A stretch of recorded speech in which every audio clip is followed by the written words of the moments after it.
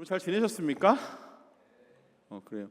오늘은 상당히 무게추가 이쪽으로 기울었네요.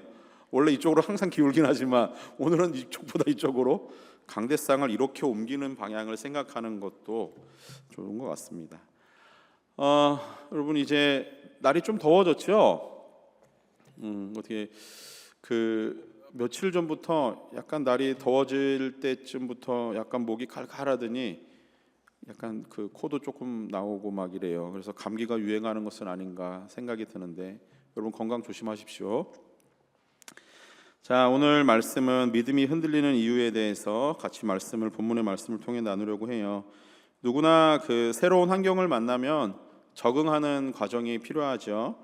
여러분이 언제 미국에 오셨는지 잘 모르지만 처음 왔을 때는 꽤나 힘든 시간을 보내셨을 것은 물어보지 않아도 뻔합니다. 언어도 다르고 문화도 다르고 또 사람들이 살아가는 삶의 방식도 환경도 다르다 보니까 거기에는 적응하는 시간이 반드시 필요한 것 같아요. 어렸을 때 미국에 온 사람도 마찬가지고 처음부터 미국에 살고 있어서 태어나서 자란 사람들도 아마 자라온 과정 속에서 변화라는 것을 누구나 다 마주하며 살아왔을 겁니다. 그것에 적응하고 또 그 변화를 통해서 삶이 조금씩 달라지는 것들은 누구나 다 마주하는 시간이었을 거예요.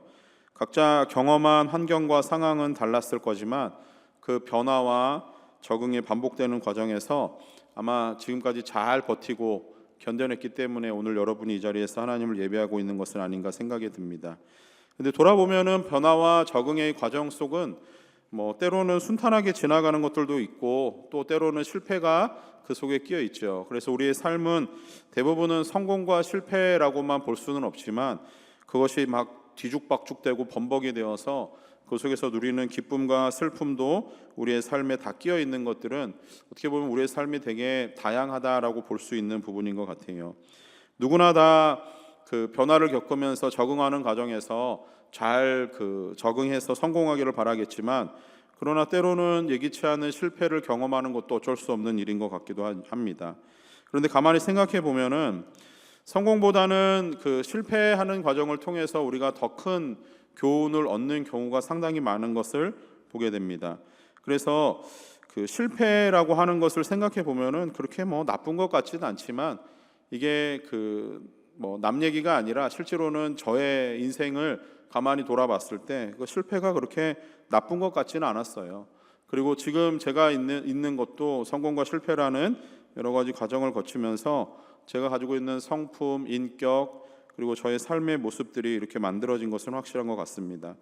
저는 어려서부터 교회가 굉장히 익숙한 사람이었어요. 부모님이 교회에서 믿음 생활 열심히 하시는 분들이셔서 저도 부모님의 신앙을 따라서 교회에서 자라고 컸습니다.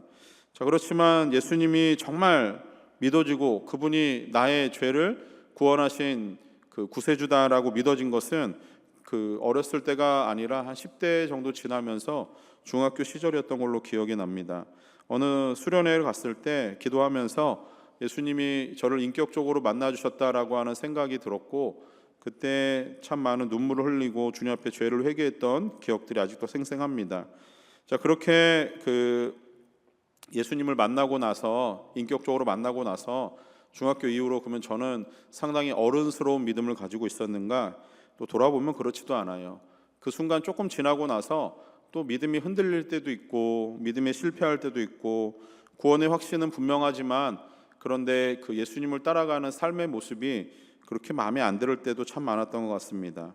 그렇게 믿음의 성공과 실패가 반복되면서 그 속에서 예수님에 대한 무엇보다 더 뚜렷하고 어떤 확고한 믿음들이 조금씩 자라갔던 것은 사실인 것 같아요. 보통 사람들이 이야기를 들어보면은 자신의 삶에서 잊혀지지 않을 듯한 어떤 충격적인 사건들 하나씩 경험하고 나면은 그걸 경험하기 이전과 경험한 이후의 삶이 완전히 달라졌다라고 하는 이야기들 많이 들어보셨을 거예요.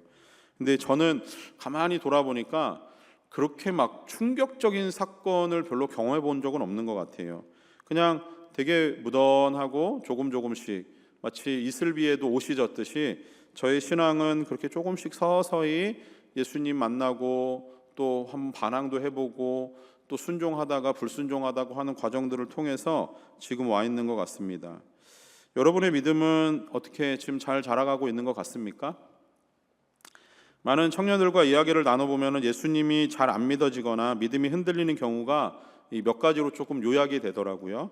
뭐 저처럼 부모님의 신앙을 물려받아서 신앙생활 하다 보니까 그냥 어려서부터 교회는 익숙한 곳, 주일날 되면은 예배 드려야 되는 것, 뭐 그냥 이런 것 때문에 믿음이 어떤 큰 변화 없이 쭉 이렇게 오는 경우가 많이 있어요. 그 믿음이 자신의 것이 아니라 부모님에 의해서 주입되고 강요되었던 믿음이었기 때문에 구원의 확신은 있을지는 모르겠지만 믿음으로 바로 서서 홀로 서게 하기에는 조금 연약해 보이는 우리 청년들을 볼 때가 있습니다. 또 다른 경우는 예수님을 믿는 사람을 보면서 그 사람의 이중적인 삶의 모습들을 보며 마음에 시험이 드는, 그래서 신앙의 어려움을 겪는 경우가 있었어요. 교회에서는 신앙생활 잘하는 것 같고 또 사역 열심히 하는 것 같아 보여서 그분이 참 멋있어 보이지만 실제로 그분의 삶의 다른 이야기들을 들었을 때 실망스러운 이야기 때문에 그가 정말 그리스도를 만난 사람인가? 라고 하는 의구심 때문에 이 믿음이 흔들리는 경우가 있더라고요. 뭐 가까이에는 부모님의 모습을 보면서 그렇게 그 믿음이 흔들리는 경우가 있죠. 교회에서는 어쩜 그렇게 신실하고 남들에겐 다 좋으신 분인데 집에만 오면은 정말, 그만 얘기할게요.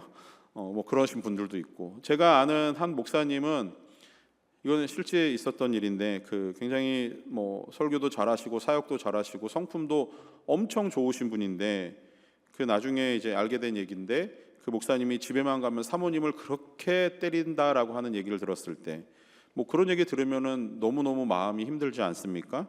그러면은 정말 저분이 하나님 믿는 사람인가? 어떻게 저럴 수 있지? 이런 생각 가질 때가 있죠. 뭐 이거 뭐 어디 이뿐만이겠습니까? 회사에서도 학교에서도 우리의 믿음과 삶이 분리되어 살아가는 사람들의 모습을 만나게 되었을 때 믿음에 대한 의심, 그리고 그것에 대한 시험이 드는 경우 있는 거 많이 봤습니다. 또 다른 경우는, 앞에 있는 두 개의 경우는 다른 사람의 모습을 보면서이지만 또 이번 세 번째 경우는 자기 자신의 모습을 통해서 마음이 막 흔들리고 믿음이 어려울 때가 있었던 걸 봐요. 교회에서 열심히 사역하고 또 여러 가지 일들을 섬기면서 다른 사람들 보기에는 정말 좋고 아름다운 모습으로 살아가는 자기가 자랑스럽기도 하지만 때로는 실제로 그 자신의 속마음을 누구보다 잘 알고 있는 자신 아니겠습니까? 자신의 마음이 그 봤을 때 참 추악하고 더럽다라고 생각이 들었을 때 그 자신의 겉과 속이 다른 이중적인 생활의 모습이 시험에 드는, 믿음이 흔들리는 경우도 있었습니다. 그리고 또 다른 경우는 성경에 나오는 내용들이 이게 잘 믿어지지 않아요. 너무 허무맹랑하기도 하고 과학적으로 설명도 안 되고 논리적으로 풀어보자니 말이 안 되는 경우 때문에 믿음이 흔들리거나 예수님을 믿기 어려운 경우가 있었습니다. 뭐 몇 가지 경우 말고도 우리의 믿음은 가만히 두면은 수시로 흔들리고 또 언제든지 지금보다 더 나빠질 수도 있어요. 이런저런 이유들 때문에 우리의 믿음이 이리 흔들리고 저리 흔들리는, 그렇지만 그 주어진 상황과 환경에, 그래서 그 흔들리는 믿음을 가지고 도전하기에는 우리의 믿음이 너무 연약한 거죠. 그러면서 무기력하고 나약한 정말 그런 그리스도인으로 살아가는 우리 청년들의 모습을, 뭐 청년들뿐만이 아니라 그런 신앙인들을 많이 보게 됩니다. 그런 그리스도인들이 모여서 신앙생활하는 공동체 한번 상상해 보십시오. 그냥 이리 흔들 저리 흔들 믿음의 줏대가 없이 흔들리는 그런 공동체에서 신앙생활하고 있는 사람들만 모여 있다라고 한다면은 그 공동체가 이 세상의 강력한 도전 앞에서 어떤 사역들을 통해 그리스도를 드러낼 수 있으며 어떤 일들을 통해서 그리스도를 사랑하는 일들을 세상에 보여줄 수 있겠습니까? 그럴 수 없겠죠. 자신의 신앙도 제대로 감당하지 못하는데 다른 누구의 삶을 변화시키는 일은 이건 도저히 불가능한 일처럼 보입니다. 성경에 나오는 많은 믿음의 사람들은 정말 열정적이고 뜨겁게 예수님을 사랑하고 또 그들의 목숨까지도 내어놓을 만큼 치열하게 믿음을 지키며 살아왔던 사람들의 이야기가 많이 있지요. 그런 믿음은 우리가 보기에 참 부럽지만 그 믿음이 우리가 가지고 있는 믿음과 뭔가 다르기 때문에 그들의 삶이 그런 것이었는가? 도대체 성경에 나오는 그 위대한 신앙의 인물들의 믿음은 어디서 오는 것이고 내가 지금 믿고 있는 나의 믿음은 도대체 어디서 온 것인가? 이런 질문들을 던져봤을 때 우리가 가진 믿음과 성경에 나오는 그 신앙의 인물들의 믿음이 본질적으로는 다르지 않다라고 하는 거예요. 이게 좀 듣기에는 충격적인 거죠.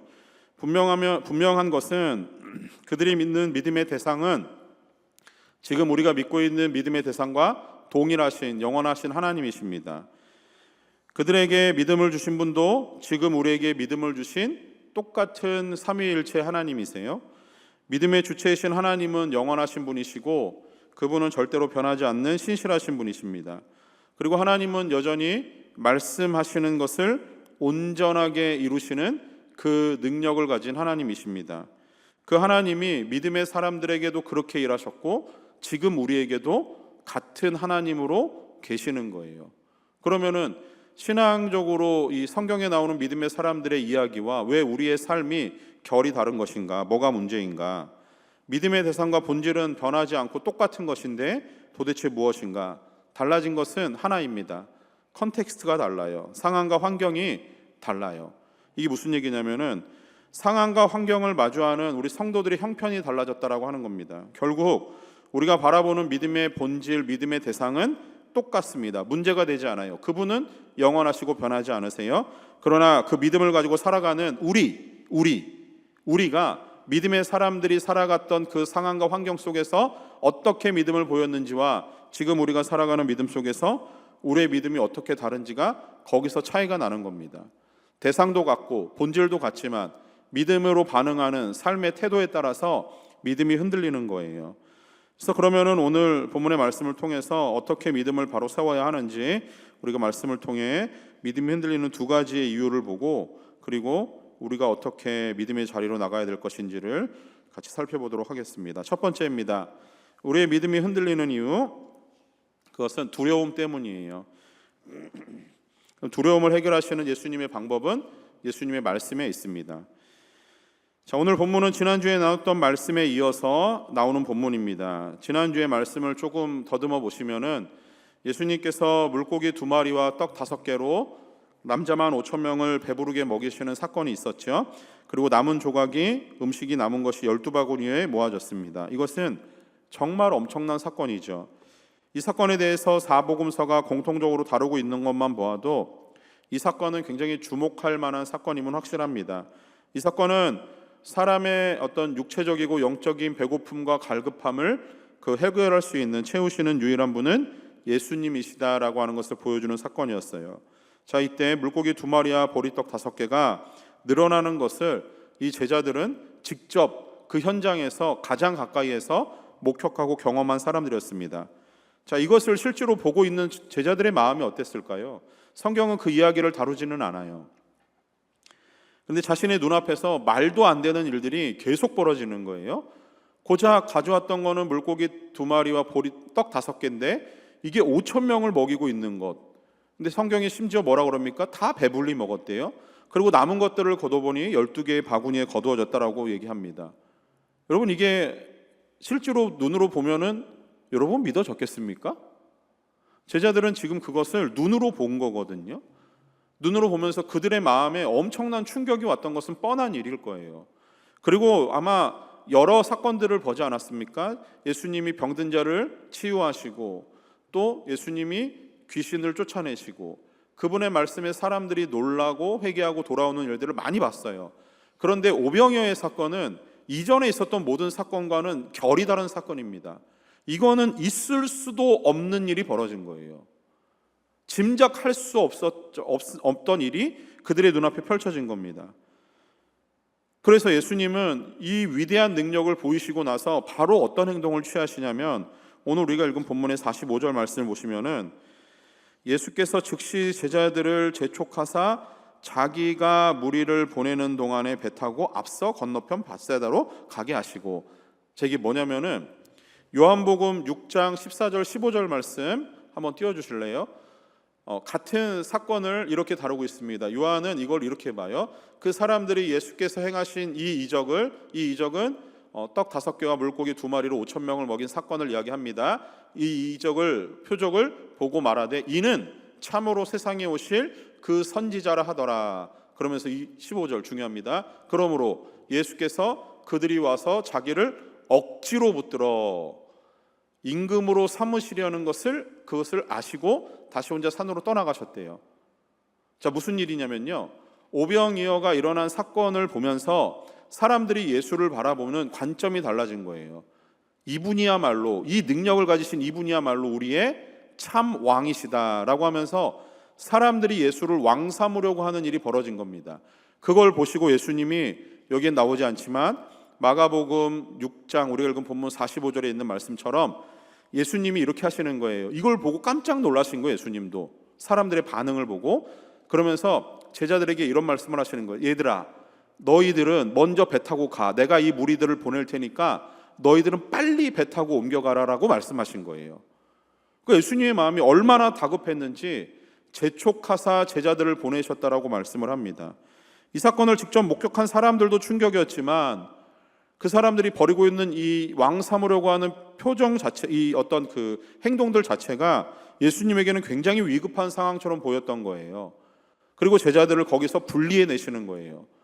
원래 같으면은 제자들 보고 사람들을 돌려보내라고 하셨을 텐데 이번에는 달라요. 예수님이 야, 내가 이 사람들을 돌려보낼 테니 너희들은 얼른 떨어져 가지고 배 타고 다른 곳으로 가라고 말씀하시는 거예요.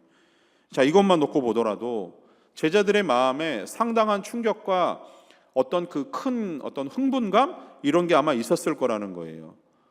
그래서 사람들이 예수를 왕 삼으려고 했을 때 예수님의 가장 가까운 측근이었던 제자들의 마음이 어땠을까요?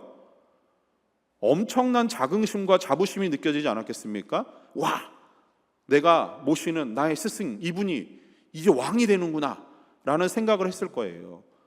예수님은 이것을 경계하십니다. 그리고 무리로부터 분리해내서 제자들을 보내시는 거예요. 그러니까 제자들의 기억은 배를 타고 가는 도중에도 예수님이 벌이신 오병이어의 사건에 대한 이야기로 그들의 마음이 막 너무너무 충격적인 거예요.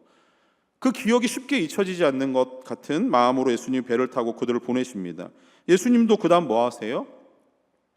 홀로 따로 산에 가셔서 기도하셨다라고 말씀을 합니다.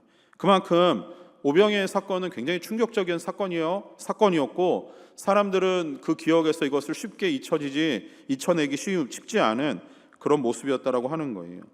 자, 제자들이 그렇게 예수님과 분리되어서 배를 타고 이제 건너편으로 가게 됩니다. 근데 바람 때문에 제자들이 애쓰고 힘겨워하는 모습을 예수님이 기도를 마치시고 멀리에서 제자들의 배를 바라보시며 그 모습을 보고 계신 거예요.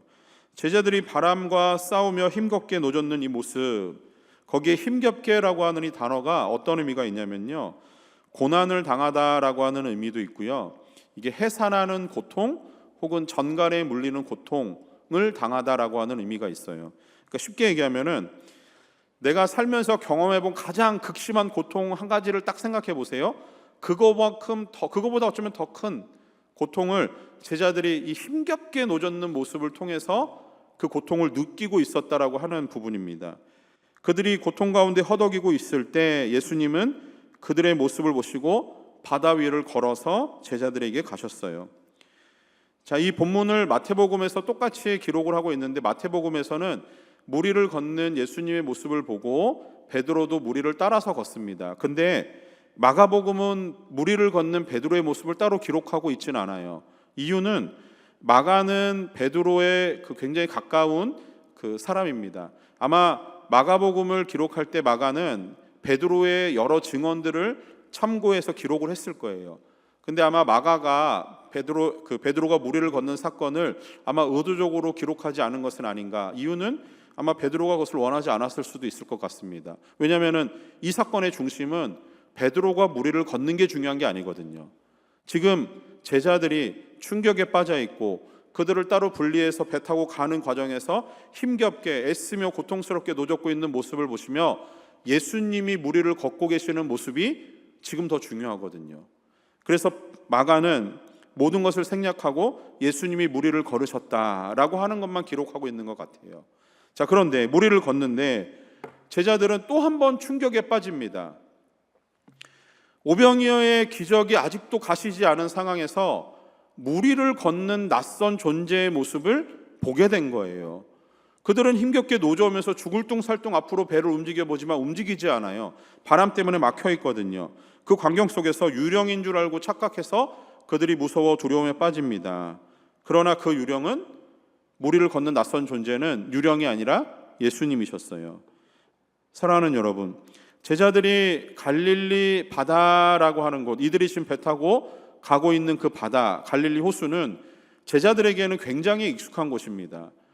그들이 예수님이 부르시기 전에 그들은 배를 타고 고기를 잡는 어부들이 많았어요. 물론 전부 12명 전부 다 그렇진 않았지만, 그리고 대부분은 이 갈릴리 출신의 사람들이었습니다.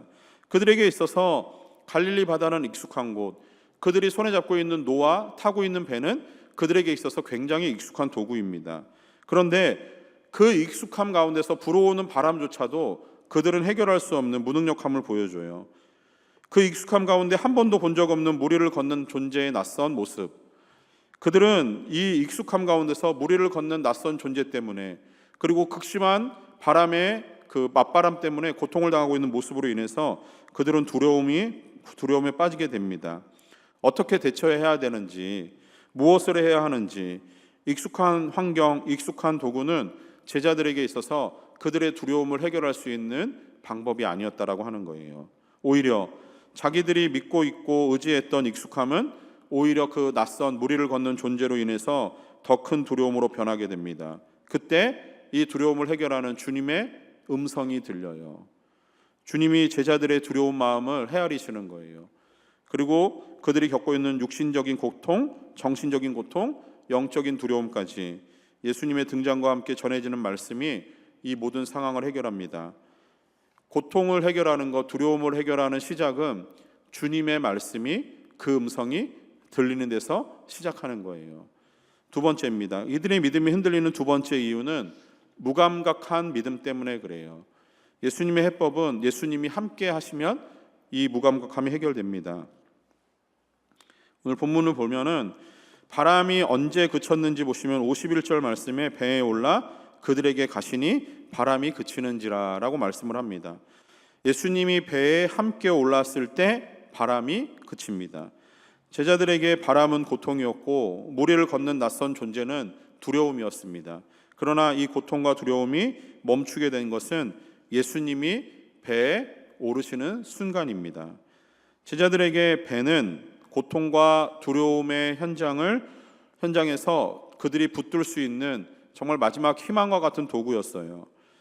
이 절망과 고통의 바다를 건널 수 있는 유일한 도구, 그들이 가지고 있는 유일한 희망은 그 배였습니다. 그들은 그래서 절대로 그 배를 포기할 수 없었을 거예요. 그러나 그들의 희망인 배는 바람을 그치게 할 수도 없고 두려움을 사라지게 할 수도 없는 그냥 연약한 겁니다. 자신의 삶을 고작 배 한 척에 기대어서 거기에 걸기에는 그들이 걸고 있는 그 배 한 척이 너무 초라해 보여요. 당장 제자들에게는 그러나 배 아니고서는 대안이 없는, 그거라도 붙들어야 하는 상황입니다. 대자연의 움직임 앞에서 사람이 할 수 있는 일이라는 것은 고작 사람이 만든 배 한 척, 그것을 의지하는 것밖에 없다라고 하는 것이 현실적으로는 너무 초라해 보이지만, 또한 그것 아니면 살아갈 수 없기에 그것을 위안으로 삼고 살아가는 것은 어쩔 수 없는 우리들의 모습일 수도 있습니다. 여러분의 삶에 여러분의 안정을 주고 또 위로를 주는 그것이 무엇입니까? 그것이 아마 제자들이 기대고 있는 배 한 척이었을 거예요. 그것이 여러분에게 있어서 돈입니까? 혹시 건강, 사람과의 관계, 여러분이 잘 나가는 직업, 많은 연봉, 성공하고 있는 투자, 아니면 좋은 학교와 전공, 이런 것들이 여러분이 가진 여러분의 삶의 문제를 해결하는 현실적인 대안으로 지금 작동하고 있습니까? 그것들이 여러분의 삶을 얼마나 든든하게 받쳐주고 지켜주고 있을 거라 확신을 합니까? 거대한 현실의 벽 앞에서 당장 불어오는 한 점의 바람을 막기에 여러분이 가지고 있는 도구는 훌륭합니까? 그리고 그것은 안전하고 튼튼합니까? 그게 안전한 것 같지만, 그게 든든하게 나의 삶을 받쳐주고 버텨줄 것 같지만, 그거 붙들고 있으면 제자들하고 똑같은 모습일 겁니다. 근심, 걱정, 불안, 초조, 우울증, 패배감, 슬픔과 탄식, 끊이지 않고 내가 붙들고 손에서 놓지 않고 있는 그것이 여러분의 삶을 자극할 거예요. 왜냐하면 그것들은 하나님이 불면 날아가고 하나님이 흔드시면 무너지는 것들이기 때문에 그래요. 그런 것들은 우리의 믿음의 대상이 될 수도 없지만, 그것들을 믿으면 우리의 삶은 그것들을 바라보며 언제나 초조함과 불안함으로 두려움 속에 살아갈 수밖에 없게 된다고 하는 겁니다. 여러분의 흔들리는 믿음 속에서, 이 제자들이 흔들리는 믿음 속에서 그들이 붙든 그 배, 그것은 초라하고 보잘것없는 것이지만 이제 상황이 달라집니다. 예수님이 그 초라함 가운데, 그 붙들고 있는 현실 가운데로 예수님이 들어오시는 거예요. 그리고 비로소 바람이 그칩니다. 고작 배 한 척은 이제부터는 온 우주 만물을 통치하시고 다스리시는, 그리고 바람을 잠재우시는 그 예수님이 머무시는 장소가 된 거예요. 바람이 그치지 않고 불어와도 이제 그 배는 안전합니다. 왜냐하면 예수님이 그 배에 계시기 때문에 그래요. 그 배는 이제 뒤집힐 리가 없습니다. 그것은 예수님이 그 배를 타고 계시기 때문에 그런 거예요. 낯선 상황과 환경이 더 이상 두렵지 않을 수 있어요. 왜냐하면 주님이 그곳에 계시기 때문입니다. 그래봐야 달라진 것 없는 고작 작은 배 한 척 아닌가요? 이런 질문 가능해요. 맞아요. 주님이 타셨다고 해서 그 배가 거대한 군함으로 바뀌거나 항공모함으로 바뀐 거 아니에요. 그냥 그 배는 여전히 제자들이 붙들고 있었던 고작 흔들리는 배 한 척에 불과합니다. 달라진 건 뭐죠? 달라진 것은 예수님이 그 배에 오르셨다라고 하는 거예요. 주님이 함께 계시는 거예요. 이제 그 배가 희망이 아니라 이제는 그 배에 오르신 주님이 이 모든 것의 희망이 되어버리시는 순간입니다. 그 배를 붙들었던 연약한 믿음이 우리 주님이 그 배를 붙드시는 순간 그 배가 희망이 아니라 주님이 희망이 되신 거예요. 주님이 계시니 바람이 그치고 파도가 잔잔해지는 것은 그닥 중요한 문제가 아니라는 거예요. 무슨 얘기냐면 내 삶에 벌어지는 여러 가지 일들, 현상들은 내가 주님을 믿고 붙든다고 해서 달라지지 않는다라고 하는 겁니다. 만약에 주님이 배에 오르셨는데 여전히 바람이 불고 파도가 쳐요. 배가 후청후청거립니다. 그런데 그건 중요한 문제가 아니에요. 왜냐하면은 그 배에 계시는 주님이 계시기 때문에 그래요. 주님이 이제 모든 상황을 통제하실 거거든요. 그러니 바람이 불어도 괜찮고 파도가 쳐도 괜찮은 거예요. 그런데 우리 주님이 이 배에 오르셨을 때 바람이 그쳤습니다. 바람이 그치는 건 주님이 배에 오르셨기 때문에 나타나는 현상인 거예요. 믿음을 가지고 살아가다 보면은 여러분, 우리는 대부분의 현상들을 바라보게 돼요. 믿음의 결과로 나오는 현상들에 우리의 마음이 많이 쏠릴 때가 있습니다. 그런데 현상은 그렇게 중요한 게 아니에요. 현상을 만들어내는 믿음의 본질과 대상이 중요한 겁니다. 누가 바람을 그치게 합니까?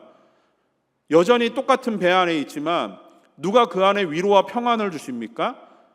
주님이 주시는 거예요. 그분이 계시면 해결되는 겁니다.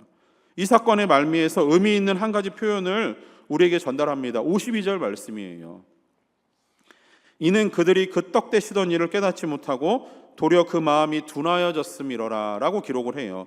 여기서 둔하여졌다라고 하는 거는요, 무감각해지다 아니면은 딱딱하게 굳어지다 라고 하는 의미가 있어요. 자, 마음이 무감각해지는 것, 어떤 겁니까? 마음이 무감각해지고 딱딱해지는 것은 주님이 하신 일을 보고도 감동과 감사가 사라지면 마음이 딱딱해져요. 제자들은 불과 얼마 전에 오병이어라고 하는 충격적인 사건을 그들이 바라보면서 예수님이 누구신지를 깨달았거든요. 근데 얼마 지나지 않아서 바람 때문에 힘겨워하고 무리를 걷는 낯선 존재를 보면서 두려워합니다. 그들에게 있었던 감동과 감사가 사라진 거예요. 주님은 그 현상을 너희들의 믿음이 무감각해졌다라고 바라보시는 거거든요. 둔하여졌다라는 거예요. 감사가 사라지고 감격이 사라지는 현장, 그곳에는 반드시 둔하여지는 무감각한 현상으로 우리의 믿음에 자리하게 되어 있는 겁니다. 그들에게 보이지 않고 예수님은 떨어져 계시는 상황이었기 때문에 우리 주님이 그들을 어떻게 처리하실지 제자들에게는 두려움만 남겨져 있는 상황에 그들은 예수님의 존재 자체를 잃어버리는 무감각한 믿음에 빠지게 된 겁니다. 그리고 주님이 다시 믿음의 자리로 찾아오시는 거예요. 세 번째입니다. 믿음의 자리에 계시는 예수님에 대한 이야기예요. 이 일이 있고 나서 예수님은 제자들과 함께 배를 타고 건너편으로 건너가서 사람들을 만나세요. 제자들의 무감각한 믿음과 달리 54절 말씀, 본문의 말씀에 배에서 내리자마자 사람들이 예수신 줄 알아보고 예수님에게 달려 나옵니다. 그들은 믿음을 가지고 예수님의 옷에 손을 댑니다. 그러면 자신들의 문제가 예수님의 능력으로 해결되어지는 경험을 하게 돼요. 예수님과 함께 했던 제자들이지만 예수님에 대해서 무감각하게 지나갈 때는 그들의 삶에 아무런 일도 일어나지 않아요. 그러나 오히려 예수님과 조금 떨어져 있던 사람들이지만 그들이 믿음을 가지고 자신들의 필요를 채우기 위해서 예수님을 만지는 그 연약하고 그 자신의 자기중심적인 믿음이라 할지라도 예수님이 그들의 마음을 채우신다라고 하는 것을 보십시오. 예수님은 무감각한 제자들에게 다시금 예수님이 누구이신지를 알려주시는 그 친절함으로, 그리고 자신의 필요를 위해 달려오는 사람들에게는 그들의 필요를 채워주시는 따뜻함과 섬세함으로 예수님은 당신이 누구이신지를 보여주십니다. 제자들도 그렇고 일반적인 사람들도 그렇고 모두가 예수님을 수단과 방법으로 생각하고 있는 것처럼 예수님을 도구로 사용하라는 그 모습이 똑같이 보여져요. 예수님이 사람들과 제자들의 이 마음을 모르시지는 않으셨을 겁니다. 그럼에도 불구하고 예수님이 받아주시는 거예요. 그리고 품어주십니다. 왜 예수님이 이들의 이 세속적인 믿음과 같은 이 하찮은 믿음까지도 받아주셨을까? 본질적으로 예수님은 사람들을 목적과 수단이나 도구로 바라보시지 않으시고 예수님은 모든 사람을 품어야 할 사랑의 대상으로 보시기 때문에 그렇습니다. 예수님이 사랑의 본질이시기 때문에 예수님은 사랑의 대상을 거절하지 않으시고 받아주시고 이해하시고 용서하시고 그들을 품어주시는 겁니다. 그들이 어떤 마음으로 예수님을 향해서 달려나오든 예수님은 그게 중요하지 않아요. 예수님은 그냥 그들을 사랑의 대상으로 보시는 겁니다. 그리고 놀라운 사랑의 절정인 십자가를 통해서 그들을 모두 품으시는 거예요. 우리가 말과 혀로 지은 참담한 거짓과 저주의 말을 예수님은 십자가를 지시면서 모두 다 들으셨습니다.